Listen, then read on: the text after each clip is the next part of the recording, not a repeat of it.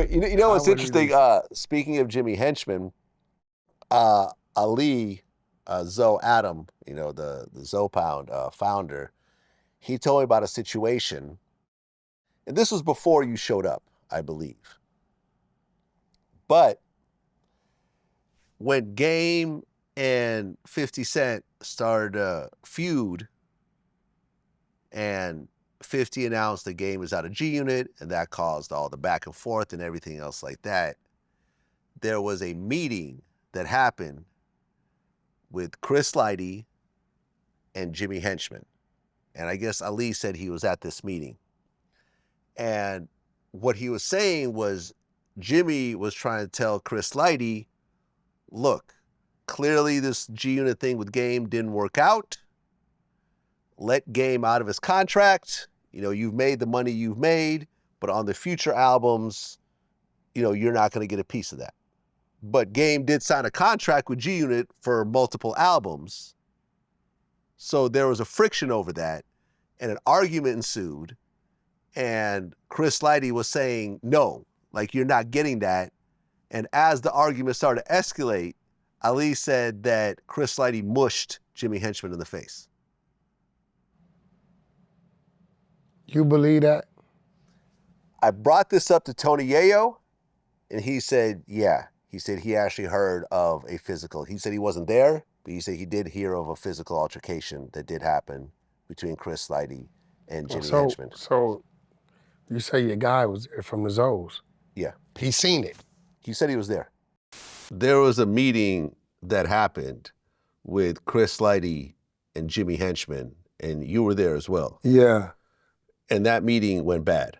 Yeah, that meeting went bad. Me, Jimmy, yeah. Bigger, yeah, Sincere, yeah, Teddy, Jason, we there, and like I said, that's when I just said that they having disputes on, no, we need future points on the album, man. Chris is negotiating that aspect. They got dudes with them, 50 walking around with this dude, Maserati Fox and all this shit. They got dudes with them though, you know what I'm saying? They coolin'. But Chris Lighty, he got off the verbal negotiation as Jimmy, you're not getting nothing, dog. Let the dude just go. Let him do him when we ain't gotta call each other for no sign off, no nothing. Let the man go do him so he could do him on his time. It ain't going right. Chris been in the game. He been negotiating right. He doing this with this lawyer, Doug Morris. The shit ain't going right, and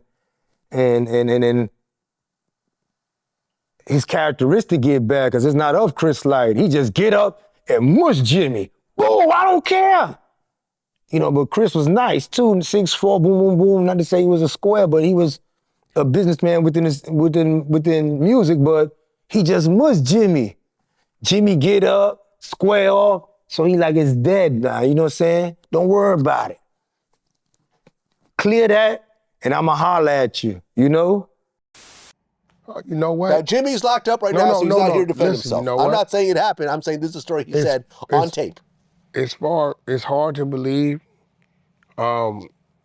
because usually immediately after that things happen, and things did happen. Remember, Violators' offices got shot up right after that happened. Somebody else got a $150 across their face. Oh, I didn't hear that. Chris Lighty's brother. Oh, Mike Lighty. I did hear about this, yeah. So the fact that the source that says they were there to see it, I'm going to rock with him. The Zoe guy, I'm going to rock with him. But have you ever heard anything like this? I haven't heard this story, but I know of events that began to happen. Listen. And something like that, would trigger especially if a mush happened and people got in between it to where he couldn't get no get back right then,